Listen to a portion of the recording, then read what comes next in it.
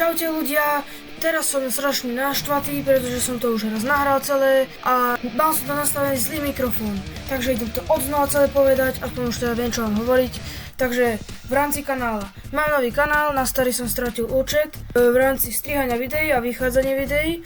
Už mám OBS štúdio, naučil som sa s tým, ako sa to robí a tak všetko, budú vychádzať videá, ale podľa toho, čo budem sa mi dať, alebo budem mať náladu proste, ale už žiadne problémy v tom nemám. Jediné to, že mikrofón bude možno šušťať alebo takto proste, chápete. Bude to také ako zvukové vlny, taký zvuk, to chápete, ako v mikrovlnke, keby to bolo. No a vlastne, toto v pozadí to je len Gerizmo, toto proste nahrávam cez mikrofón, normálne ako to striham, toto je iba v pozadí, aby ste sa nenudili.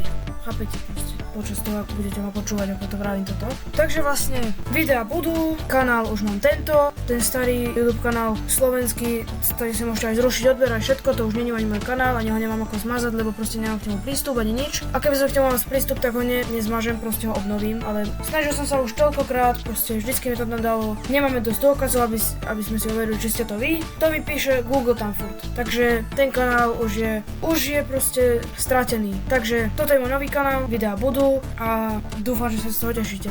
A natočil som ešte s Basecamp stream a on mi aj poradil OBS štúdio, aj ma naučil animácie v CapCute, takže tu hore v pravom rohu máte jeho kanál. Bežte sa tam pozrieť hneď po tomto videu. Pozrite si jeho streamy, ak máte radi Geometry Dash, pozrite si všetky jeho videá, proste všetko si pozerajte. Proste my sme takí dva youtuberci, no. Dobre, proste choďte to tam nabehnúť, aj mne dajte keď tak odber, dobre, a jemu. Všetko proste, my dva sme kamaráti. Čo skoro vydám aj stream s ním, lebo to akože z jeho pohľad to bude. A hráme toto, čo je na pozadí, túto hru Gerizmo. Tak to budeme hrať na tom streame proste. Teda hrali sme, ja to striham, vieš, niekedy. Dobre, dúfam, že to už konečne nahralo, pretože predtým mi to nenahralo vôbec a odznova teraz všetko musím hovoriť. Takže vidíme sa pri ďalšom videu a lúčim sa s vami, tak čaute.